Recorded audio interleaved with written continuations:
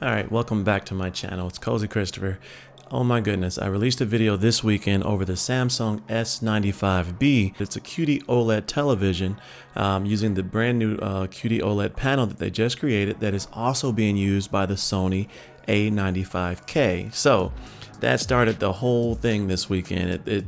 Which one is better? Is it the Sony A95K or is it the Samsung S95B? We're going to be comparing these things 5 different ways. We're going to compare them versus on 1, HDR, 2, audio, 3, smart hub or smart features, 4, gaming, and 5, the price. Let me explain to you what the different types of HDR formats are. HDR10, which is the basic, it's an open standard that all television and manufacturers can use. It doesn't cost any money. It is based on a 10-bit color as well as a 1000 nit level. HDR10 Plus is also based on 10-bit. However, it goes up to 4000 nits, and so it's basically the same as HDR10, but it has the ability to go up to 4000 nits. If you're unfamiliar with HDR, the difference between the darkest parts on the screen to the brightest parts on the screen. Dolby Vision is a proprietary format created by Dolby. That means you have to license it. It's not free, and that is why Samsung doesn't use it.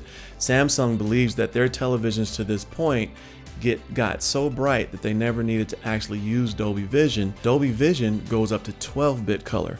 We're talking about 68 billion colors compared to 1 billion, and I think it's 1.07 billion colors for the HDR10 Plus.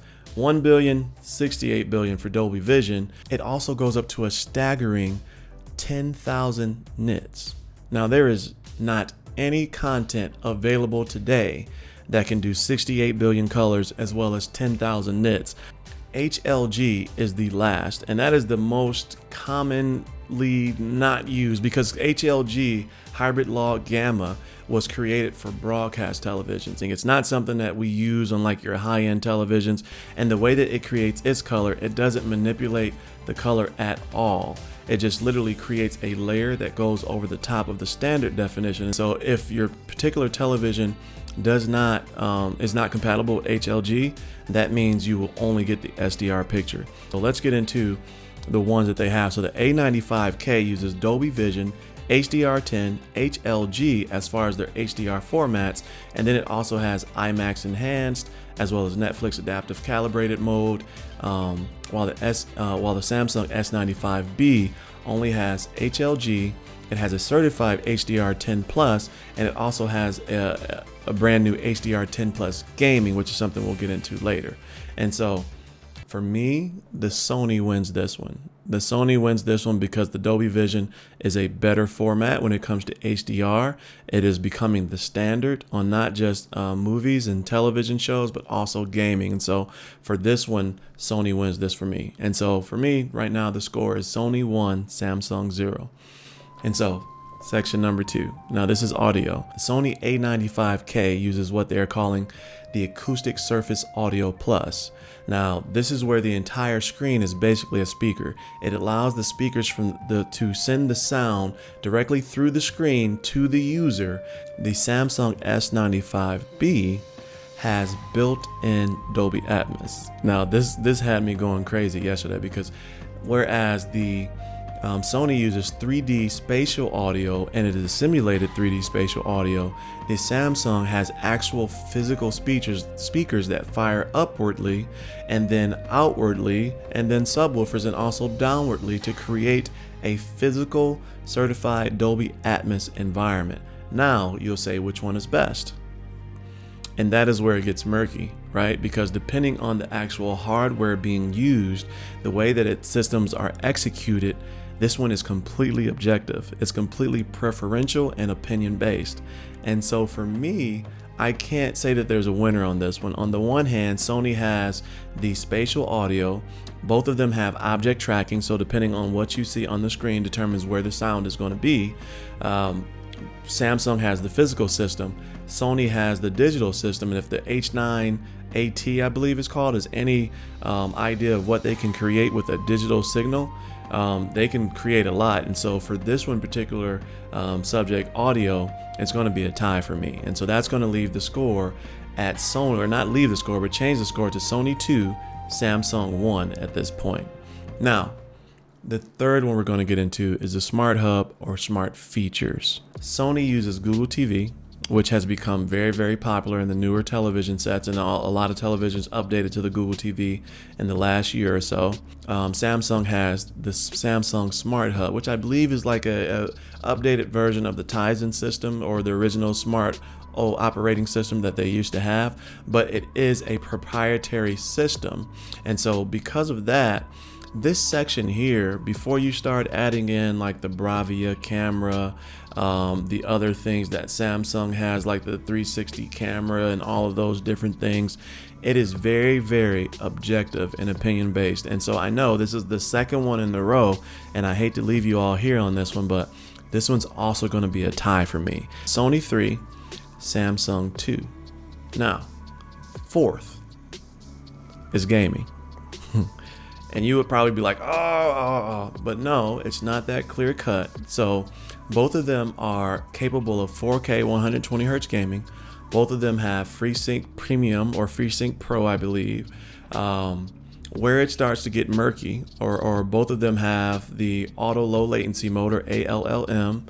Where it gets murky is that Samsung comes day one with VRR, variable refresh rate, allowing the screens to allowing you to connect your gaming console and game without tearing. Now, Sony says that in a future firmware update, their television set will also have it. Now, we all know how that can go for Sony.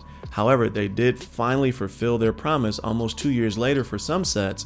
The Samsung has 4 HDMI 2.1 ports, allowing for 4K 120 on 4 of its ports, while Sony only has 2. The problem with that is that if you have 2 consoles like I do, Xbox Series X, PlayStation 5, and you want to use a soundbar like I do, you can no longer do that because you are out of ports, because one of those HDMI 2.1 ports is always the eARC port. Whereas on the Samsung, you have all 4 HDMI 2.1, and so you can have Xbox, PlayStation, eARC, and PC if you want. Your Sony has the auto tone mapping for the PlayStation 5, and so if you are a PlayStation heavy player, they do automatic tone mapping for HDR content, creating the scene the way that it's supposed to be created from the PlayStation to the television directly. And so in this one, I'm still going to give this to Samsung, because we all know, like I said, Sony doesn't always deliver on its promises. And so that leaves the score at a whopping 3-3. Number 5. And this is where we're going to look at the price. And so you can automatically say, right, going Samsung's way, but not necessarily. And so the reason I say that is because Samsung has already posted that their television sets are going to be 55-inch, $2,199, while the 65-inch is going to be $2,999. Now on the Sony side, everyone has speculated that based on the rewards, and it almost is 100%, 99.9% certain that that's going to be the case, but that the 55-inch is going to be $2,999 or $3,000, and the 65-inch is going to be a whopping $4,000. Now, you can look at that and you can say, well, wow, those prices, Samsung by far is the winner, right? But one, the Sony has not completely announced yet what their price is going to be. 2, there's a host of different things that you have to think about when you're looking at these prices. Sony is known for its processing. They have a cognitive AI-based processor, while Samsung is also good at processing, but Sony is known to be the best processor. For movies and content, upscaling, 4K upscaling, the likes, you name it. Interestingly enough, Sony also has the most experience when it comes to OLED televisions. However, this is the first year that any manufacturer is using QD-OLED. Now keep in mind that the QD-OLED is made by Samsung displays, not necessarily Samsung televisions, but Samsung displays. And even though Sony has the experience with OLED televisions, they used the LG displays panels in the past. They have not created their own OLED panels to date. They are still using third-party panels. And so that leaves us questioning whether or not that this one is automatically going to be better because they're used to OLED technology when this is a brand new technology created by a subsidiary of the Samsung company or the Samsung umbrella. And so apples to apples, not quite, and it's not quite oranges to apples either. And so with that being said, based on the way that this video is going, Samsung's going to get the point here. And so that's going to leave the score 4 Samsung, 3 Sony. And so I'm going to leave this one up to you all in the comments. You let me know if this is a clear-cut winner for you, or if you see that there's some differences in there that you would like to bring up and make a part of the discussion. But it's going to be a while, and we'll know within the coming months which one of these televisions are actually going to be the real winner. And so that's all for me today. As always, stay cozy in that crazy world, and I'll see you in the next video. Peace.